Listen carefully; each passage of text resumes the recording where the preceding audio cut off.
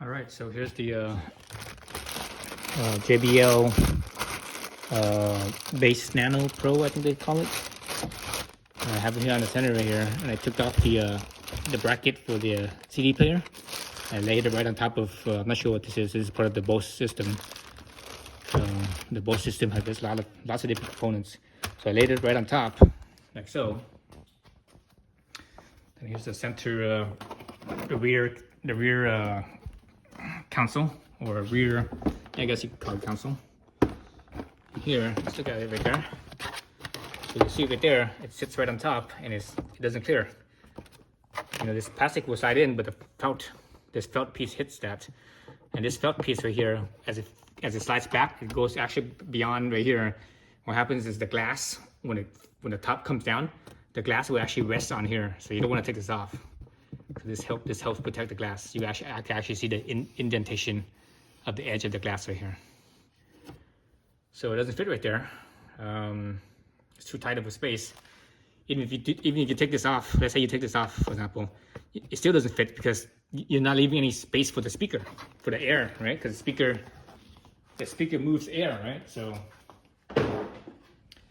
you need to have clearance above the speaker for air, for the air. But that plastic piece is sitting right on top of here, so you can't use, you can't put it here no matter what, unless you don't use your unless you don't use your center glove box. But who the hell's gonna do that? I mean, this thing already has no storage to begin with, so you don't want to lose the glove box.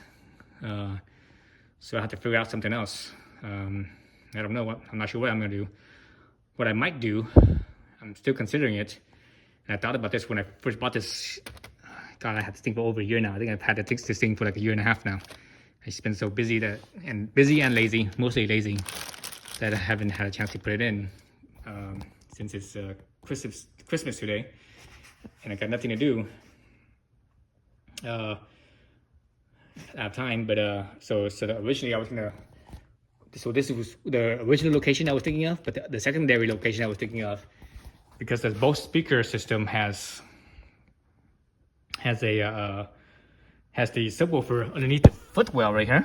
Underneath the footwell, you take all this carpet off, the speaker is actually in here. I think it's a little, was it a 5-inch speaker or a 6-inch speaker? I forget the size now. It's been a while since I took it off. But there's one right there. So I was thinking maybe I could take that off altogether, and in place put this in there. Put this in that location, and just and stuff some foam around this or whatever, and make it so that it fits. But I haven't tried it yet, so I have to basically take this out and just to test fit it and see. That's a potential location. But but the thing is, I'm thinking that because the speaker is so small to begin with, it's not that much bigger than a stock speaker. It's not that much bigger than a stock speaker, so it's gonna. I know it's gonna give more bass than a stock speaker, but I don't think it's gonna give that much bass because this thing is only I think it's what size is this again? This is a that's like a 5, maybe a 6-inch, maybe a 6x8 or something like that. I'm not even sure what it is, what the size it is. No, it's not an 8. I can't forget what size this is. But anyway, so I don't think this thing is gonna give that much bass to begin with. Anyway, so what I wanted to do was I want to use this sub and the sub that's in the footwell, both of them, so that way I get a little bit more bass that way. So I might not take out this bottoms up here. I might have to figure out something else here. I'm thinking possibly maybe even putting this behind my driver's seat. I'm hesitant to do that because I don't want to add more weight to the driver's side. I'm trying to keep this car as balanced as possible, so I didn't want to do that. But at the same time, because I'm not a very tall person, I think I have just enough space where I can actually stand up I can actually put this behind the driver's seat, and I could actually stand it up. I could stand it up like that, something like that. I think I might have enough space, just enough to fit back here, but I'm not sure though. Again, the speaker itself needs some air in front of it, so it's possible that that my seat will actually push up right against here. But the good thing is that this fabric seat right here, it's not really solid. It's you know, it's very breathable. So it's feeling, putting my hand back here, there's like nothing in here. It's just all empty. It's all hollow. Because the seat, you know, the seat is like a hammock, right?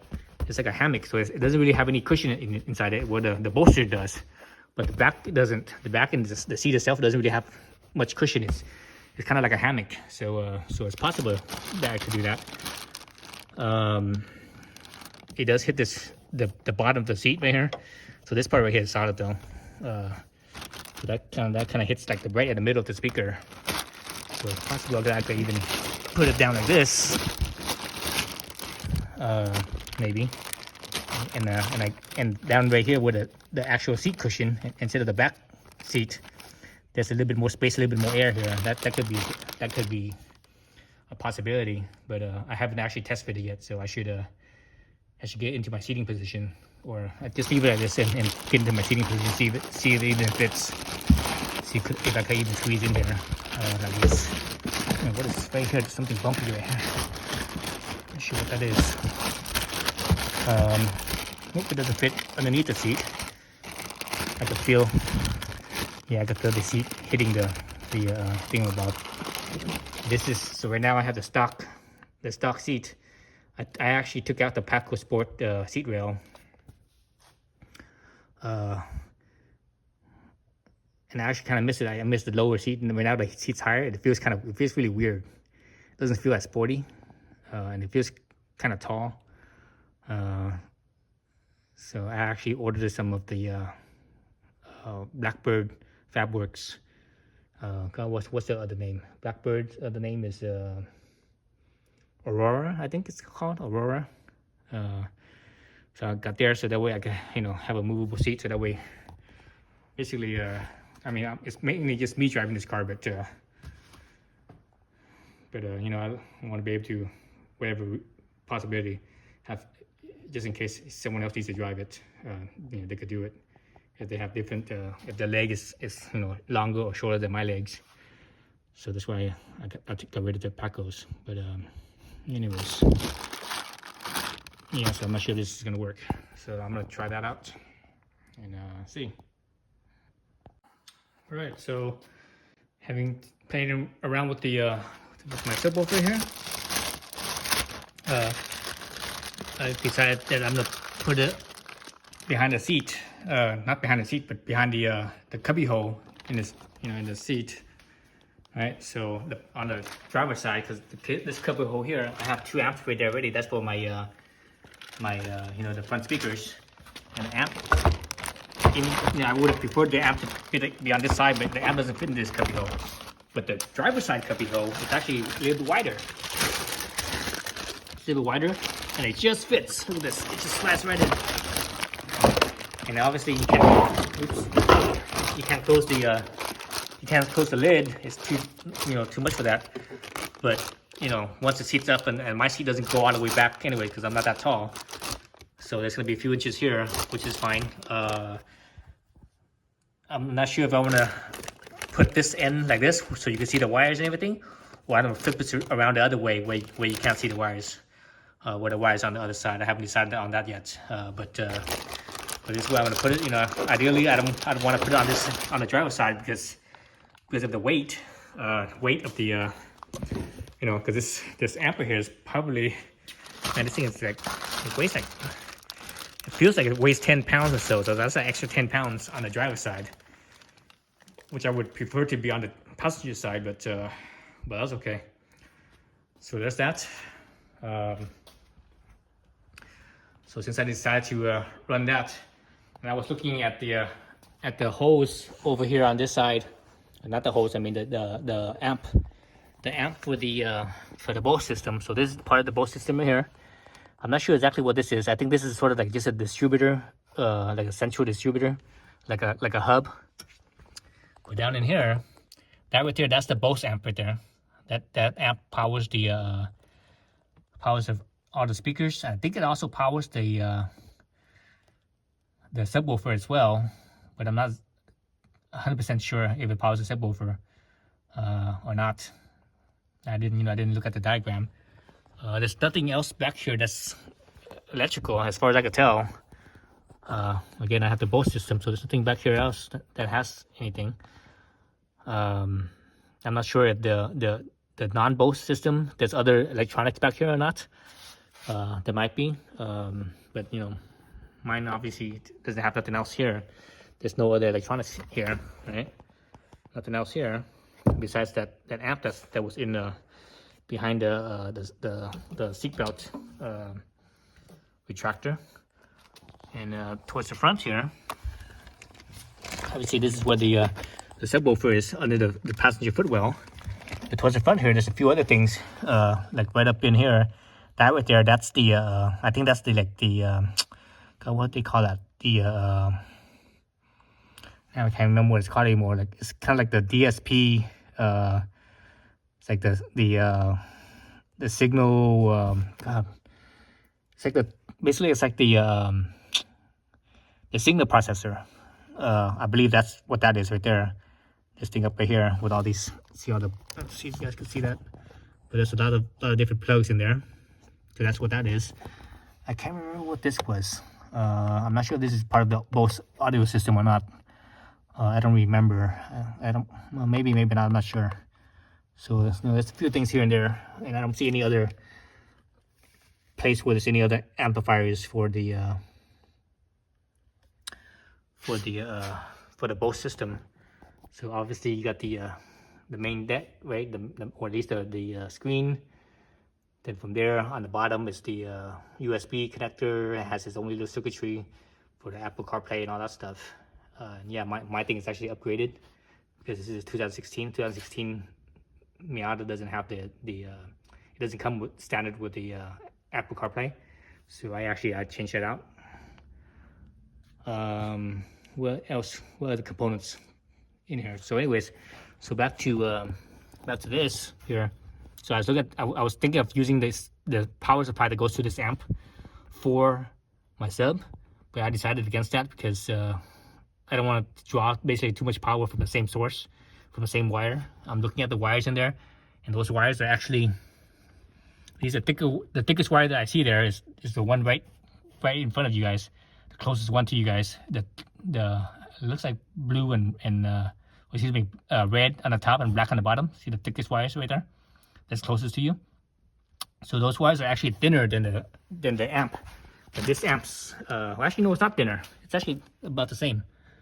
Actually, now that I look at it, it's actually about the same. It looks, it's kind of hard to tell with the insulator on there, but it looks about the same. So that amp requires X amount of, that amplifier requires X amount of amperage going to it, and this requires X amount of amperage. I don't want to overload that fuse and also overload the cable itself. So I decided to run power wires separately for this amp. So let's look at what I did, and it was actually pretty simple. This is what I think of all the cars that I've ever put in an amplifier. This car is probably the easiest one to do, and the reason for that is, and here's my wiring. I already have it sort of set up right here. And I cut a slot right through here on the cap so that way I could close it. Right, so I could close it all the way down, and it's still there. Right. So it runs right here. It runs right here. I have my fuse right here, and I put it through this little what do you call these things? These little looms, whatever they call, to protect the wire. Then I have it run through here, and you see that gray plug I went through there. Basically, that's what goes through the firewall. So this is what makes this running a power line from the battery into the cabin easier than any other car that I've ever done. So this little plug right here, this is where the that noise thing for the because this is the club model. Club models come with that noise. What's it called? The noise, the induction noise things that mounts here and it plugs through there. But I deleted that. Right, I took that off and put the plug in here. Then I'm like, where I'm gonna run my wire? Then I remember, oh yeah, that's a plug. Then I looked on the inside. You could actually see this plug from the inside. So I actually drilled a hole. I just left it there and I just drilled a hole through it. So basically, I'm using that plug as a grommet. So it doesn't, so the firewall doesn't cut the power line. So let's look into here and see where exactly that plug is or where it goes through. So you go through here. You go through, and you see my red line. See right in there, right about the middle of the screen. That's where the plug comes through, and my red power line right there, it runs through. And I have it running through, blah blah blah, and here it is, running through here, running through all the way through here, all the way up. I actually snaked it behind this big old wire right here. From there, I have it coming out from underneath this one of the plastic flaps right here. So this is the pocket, the cubby hole for the driver's side, right? So I'm gonna feed this line through into that cubby hole, and that's where my plug is, or my ampage. And as far as my ground wire, I'm probably gonna ground it to, I don't know, I'm gonna find something here, maybe like one of these bolts here or something. Maybe even this one. This is a free one. It looks like it's not being used. Was this used for anything? Let me try to think. I don't think so. So I could just find a bolt or a nut and just use this right here. That would work. Actually, this thing's painted, so you don't want to mount it on something that's painted. So the aluminum part of the roll bar here, or at least this backing thing right here, that's aluminum. That's bare, but it's mounted on the metal, which is painted. So the thread bolts down through here into the frame. I'm not sure if that was painted or how good the contact is, but actually I'm not too concerned about it. I'll probably just use this right here. That'll probably work, because I think there's enough contact throughout this aluminum bar. It's not just these 2 points, right? It's all multiple points, all, you know, but this side, that side, whatever. That should be a good enough ground for my my amp. So that's it. That's what I'm doing. That's how it's laying out. So next clip will be just, you know, me just showing you my wiring setup for this end right here. But as far as the front end, I'm pretty much done. I already, you know, I could just button all this stuff back up. The front end here is done. You know, this is actually plugged in already. All I need to do is put the fuse in. So I'm running a let's see, that amp comes with a, I think the amps come with a 10 or 15. Let's see. This amp comes with a 15. So if this amp comes with a 15, that means the fuse at the battery is going to be a 20. So I'm going to put it in a 20 amp fuse over here. 20 amp fuse. And this line I'm using right here, this line right here is actually a 10 gauge. So it's pretty thick. And this is you actually buy this little section of fuse on Amazon for like, I don't know, $5 or whatever it is. Then this other line that I have is actually a different line. I actually have a butt connector right in this spot right here. Right in here somewhere. Here it is right there. There's my butt connector, the little yellow thing. So this line over here, and this one is actually so this power line here is a 10 gauge. This line here is actually a little smaller, so it's a 12 gauge. But the amp's power line is actually even smaller than that. The amp power line is, I think, a 14 gauge. Let's see what the amp power line is. The amp's power line is where is it at? Yeah. So this is the power line right here. So it only has one. Well, actually, it's kind of goofy. It has two thin little ones, and this is one thick one. So this one is actually, let's see what the gauge is this. This is 14 gauge, so it's even thinner. So I'm going from 10 to 12 to 14. 1 to 14 and two smaller ones, which is, I think, looks like 16 maybe. Let's see what are these ones. Yeah, the 6, well, yeah, it's hard to tell. I can't tell if it's 16 or 18. I'm starting to have old man eyes, so I can't see that good anymore. So I can't tell if this thing is 16 gauge or 12 gauge. Judging by the thickness of this insulator on it, I think they're 16 gauge. Actually, let me look at the ground side. The ground side will say it. Nope, it says 18. So I guess these are two 18s, and so that's really thin.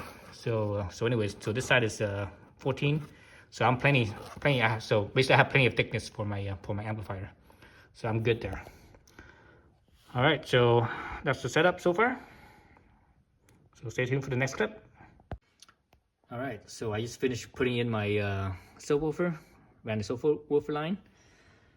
I ran the line. I tapped into the speaker line of the Bose system. So this is the club model. So the club model has the Bose system in here. Right. So the speaker output from the Bose system, or this is from the amp, because underneath here is the amp. So this is below the passenger hoop right here. Underneath here is the amp. Bose amp. Then out from the Bose amp, it should go to the speaker, right? But instead of going to the speaker, I have that line going to the my Rockford amps here. And you can see the video of this. I have a video of this from a couple years ago. And then once the line goes into here, it goes to the door speakers and the the A-pillar speaker tweeter. So that's what this powers. But also that Bose output, the speaker output for the amp, I tapped into that same line that feeds these ones. I ran it basically down underneath the carpet right here. Here it is, and basically it connects to these ones right here, and it feeds into the amp here. My JBL Nano, what is it called? Something Nano Pro or Base Nano, whatever it is. So anyway, so these are high level input.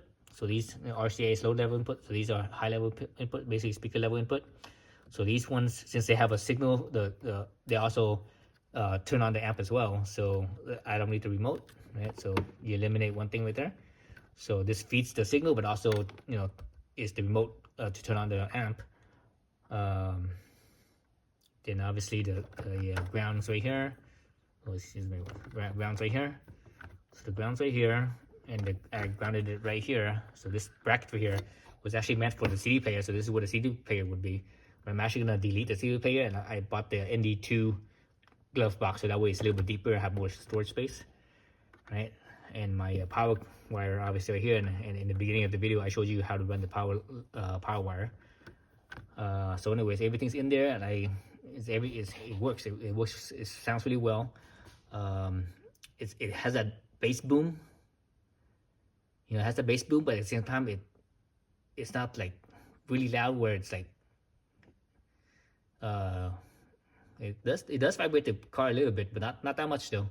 Not that much. It's just like some rattles here and there, but it's not that bad. It's not that noticeable. But so it has an impression of that bass boom, but at the same time, it's actually not that loud. Normally bass travels pretty far, so when you step outside of the car, usually you hear bass more than you hear mids and highs. But in this case, when I'm outside the car, I'm actually inside the garage right now. But and I should be able to hear the bass boom. But once I'm outside the car, I'm literally just like arm's length away. The bass is actually not that loud. I bet, and I could definitely hear the mids more so than the bass.